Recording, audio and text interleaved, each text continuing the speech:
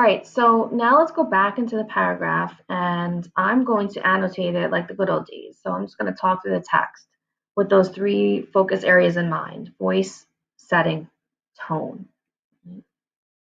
Right, when I saw England for the first time, I was a child in school sitting at a desk. All right, so I saw England for the first time. I was a child in school sitting at a desk. Well, seems odd. How do you see England from your desk? Okay. So setting.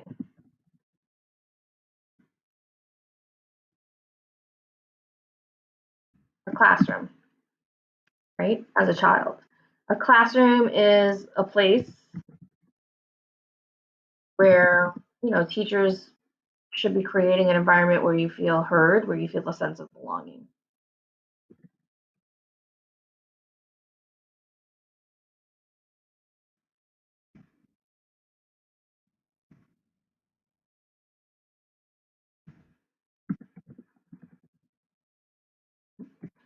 You feel welcome.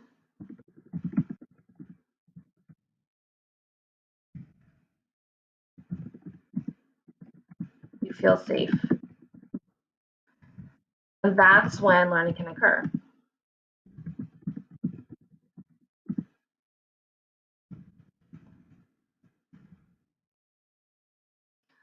So it's interesting that the setting is a classroom, right?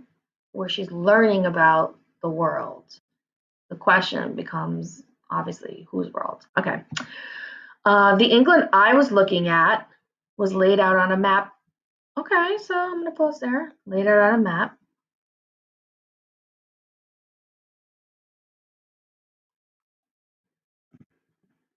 So Kincaid does not physically see it,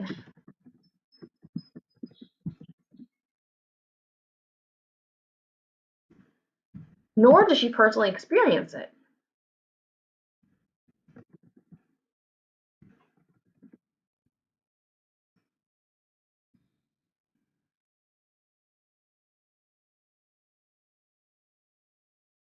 Right? Which is kind of odd because she's talking about seeing England for the first time. So the first time she sees it, it's on a map. So there's no personal experience. There's no actual physically being in England, right? She's at home in Antigua in her classroom. And then, of course, we have, I guess I'm going to go over that with like, let's do orange. I mean, you're going to go beyond this to figure out her voice. Like, it's obviously her first person perspective. So we have to say, all right, well, what is this voice? Who is she? What is she expressing here? And, that's connected directly to the tone of the piece. Okay. So the England I was looking at was laid out on a map. Gently, beautifully, delicately. Gently, beautifully, delicately. And this is directly connected to the next phrase, right? A very special jewel. Because that's how you would treat a special jewel.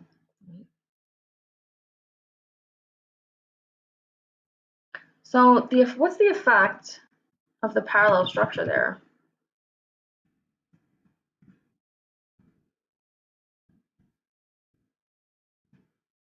Gently, beautifully, delicately. Right? How does it impact the reader? Right? What is it supposed to make us feel?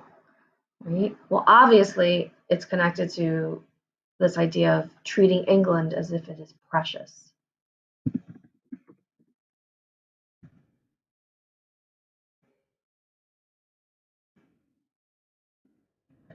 We, I meant she. We as in her, she and her, and the Antiguans.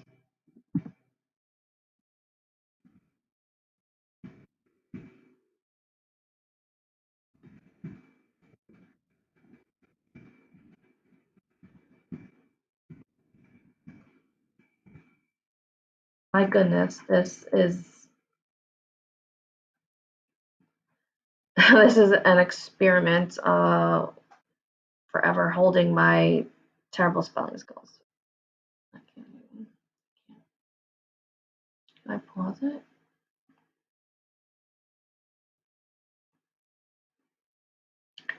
All right, so we have parallel structure as well. What happened? I'm telling you. Right. Kincaid does not physically see it nor personally experience it. All right. So the fact that she's saying she's seeing it here in this map, I would say is ironic.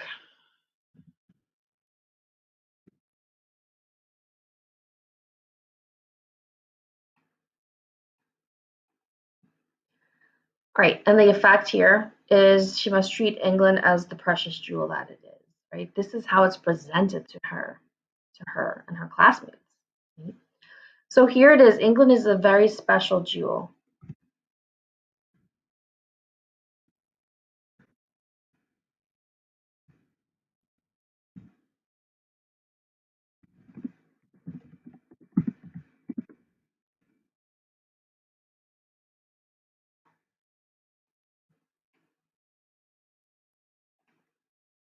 Okay. And then she gives us these details. It lay on a bed of sky blue. The background of the map, its yellow form mysterious. Right?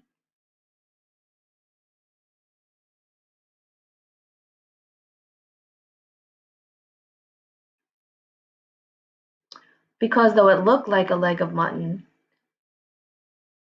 all right, now we have a simile.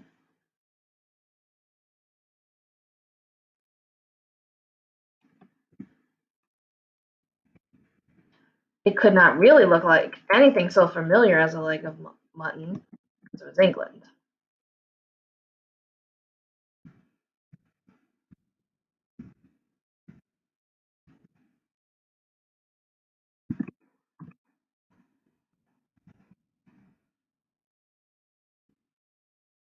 I just add that detail. I just like thinking about it like that. Right, so what's interesting here, I'm hoping that you would realize, is that she juxtaposes England as a precious jewel to England as a leg of meat, of raw meat, right?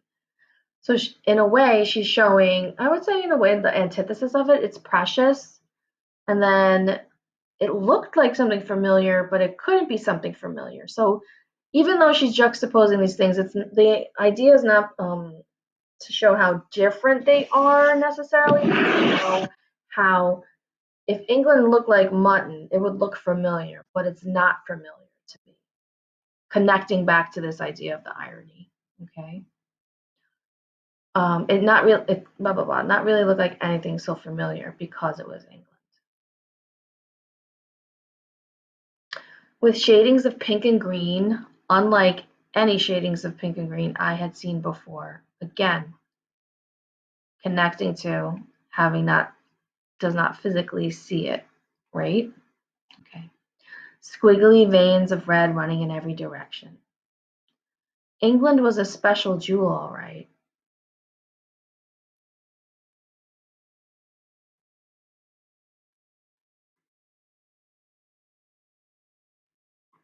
That's not what I wanted to do. Hold on. I'll leave it like that. I kind of maybe like underline this then. Yeah. England was a special jewel, all right, and only special people got to wear it.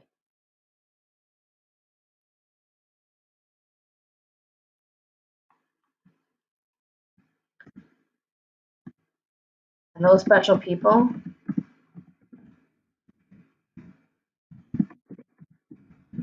were English people. So not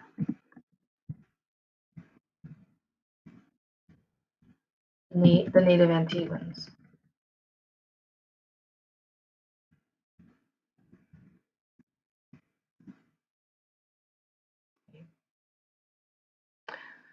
All right, so let's pause here for a second and go back here. We have this parallel structure here, gently, beautifully, delicately, right? And the parallel structure obviously is the placement of these adverbs, one after the other. Right?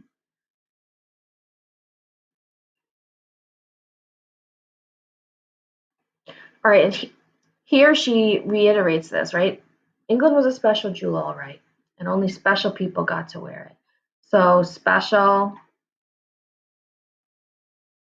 special. This is helping us, right? Let's go back. Let's helping us determine what is her tone, what is her attitude towards England. All right, so I've never really seen it. I've never been there. The first time I saw it, I was taught that it was like a special jewel. Right? There it is, special. It couldn't be familiar to me because it was England, not anything I was really familiar with, like a leg of mutton. It's special, all right, and only special people got to wear it. So again, building on the tone, on the tone words here. Special, special, gently, beautifully, delicately, special jewel. Let's go back here. Mhm. Some people say she's being sarcastic, but sarcastic is not the right word here. Mhm.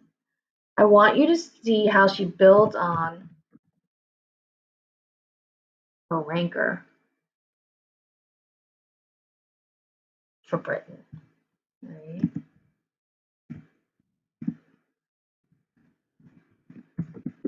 It's another way to say her bitterness.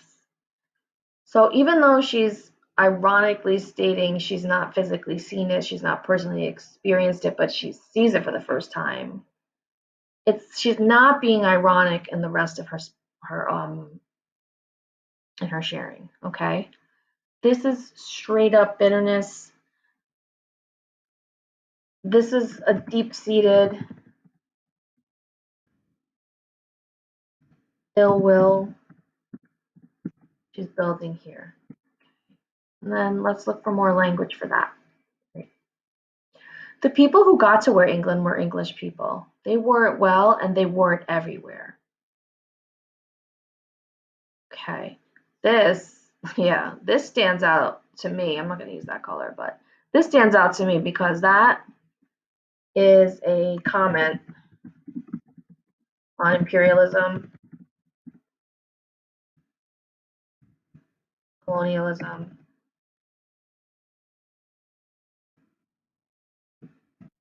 oppression, British oppression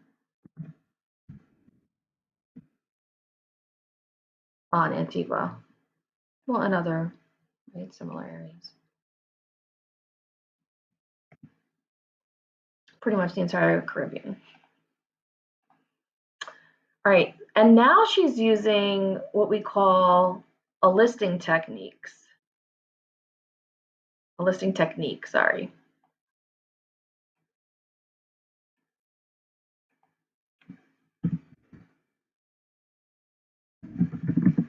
So what's the effect of listing all of the places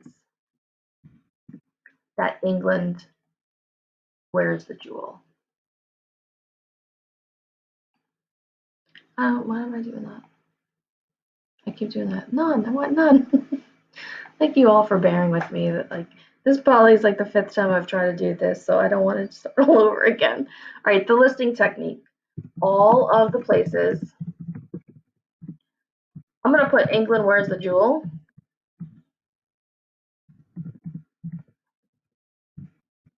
Which is another way of saying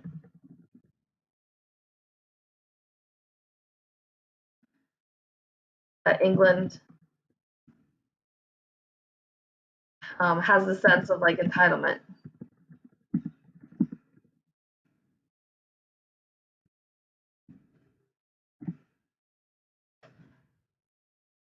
Has a sense of entitlement for it. All right, so she does use a little bit of irony here, though. Okay, so I don't know. I would say it's irony because would you wear a jewel, a precious jewel in the jungle?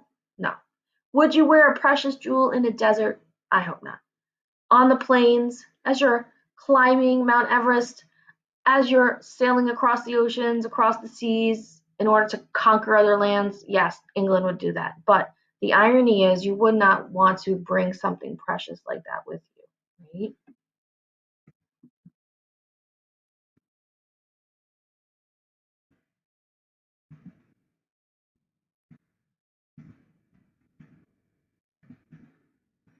So no one would wear a precious jewel in those places.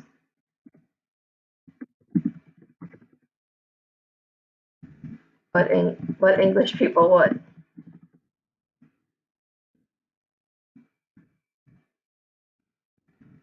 because of their sense of entitlement.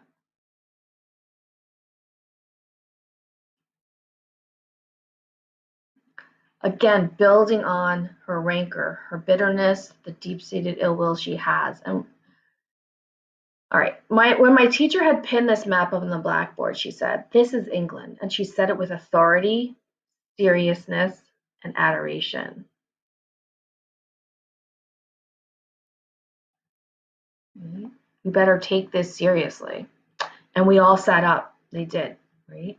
So the effect that this has on them, the effect that this map has on them, they only see this map and they show respect.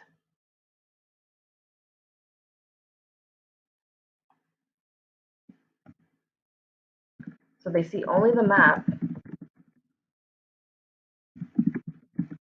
and sit up out of respect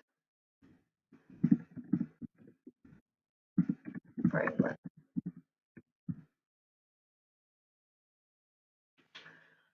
It was as if she had said, "This is Jerusalem, the place you will go to when you die, but only if you have been good."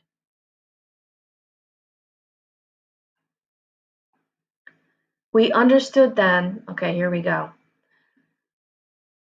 We meant to, hold on, sorry. Now I'm ruining the moment. Nah, gonna make this a little tinier. Yeah. All right. We understood then,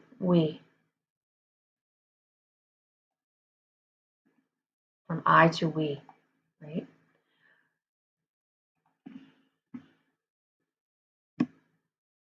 But this also was a shift too. I see. I know you're gonna call me out on it. Fine. Um, we understood then. We were meant to understand then. This is the lesson. Gosh,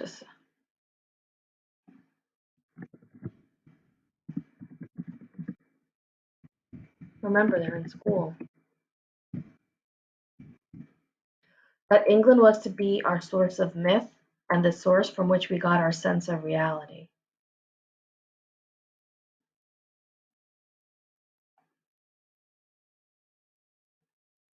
Our sense of what was meaningful,